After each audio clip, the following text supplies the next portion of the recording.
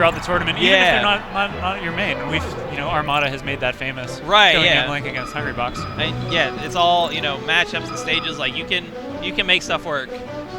And it's such a beautiful game, It's a game that it really just doesn't get old. And here we go, going to Battlefield. No real surprise there. Abu with a top-tier color choice for Jigglypuff, one that we do not see enough. And now, this matchup is actually really interesting. A lot of Falco players switched to Fox for this matchup, which I really disagree with. Because, as we can see here, Falco does have a pretty solid punish game on Puff.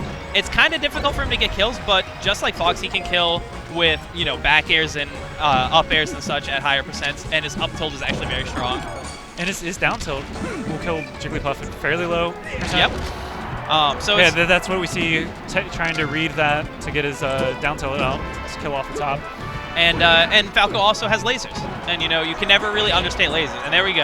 And the thing that Falco's lasers do that Fox's don't in this matchup is they can really prevent Jigglypuff from making the types of approaches. Right. Yeah. You can kind of keep Jigglypuff on the ground. And even if she goes in the air, not a lot of characters can just kind of challenge her in the air, but Falco can. He can just get above her in down air. All right, that was a good edge guard there from Abu. And that's, similar to Fox, a lot of this matchup for Puff comes down to get him off stage and, give him, or get a rest. Good laser control there from Matt.Zeb. Oh, he gets grabbed. Oh, so smart. That shine stall just saved his life there, and that kept his options open. He could have air dodged. Oh, he goes for the double shine. But yeah, and he also tried to go for the up B there too. That's a little overzealous. Matt.Zeb is he goes for some cheeky stuff sometimes. Oh, catches him jumping with the back air. So smart. I think probably the biggest thing that Falco has to be scared of when Puff's on the ground is, just hitting her shield with a laggy move. Like, you always have to make sure that whatever you're hitting her with is safe. But other than that, Falco really can control this matchup. And what I always say about Falco is he's like a very rhythmic character because he has control over the game's rhythm with how much he dominates neutral game. Oh, he gets caught by a forward air there, though. And now we are even. However, you got to be careful as it starts, winding down. Like, once you get on that last stock, rest becomes a much bigger threat because you don't get anything in return.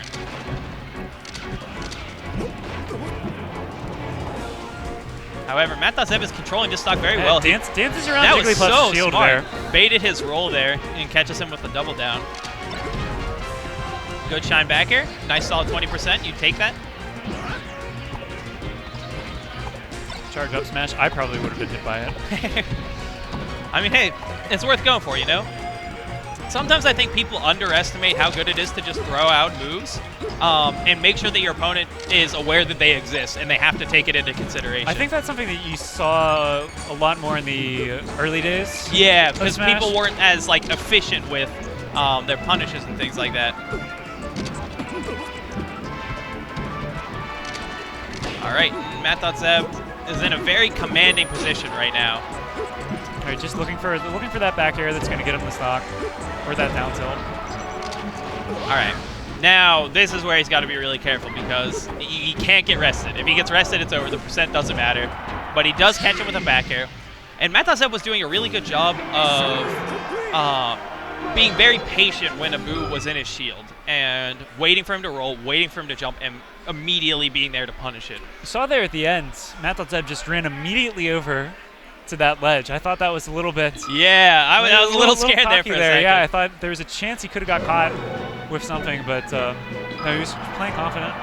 And yeah, it's, that is a big deal, showing that you're not afraid, because a lot of Puff players and Sheik players, and even other characters, like Fox and Marth and stuff, they like to, when they're feeling like, oh, I don't have control of this game, they like to just go to the ledge, and it kind of resets things to neutral. And Matt.Zeb isn't going to let that happen. And pretty strong start. Interesting counter pick. I like it.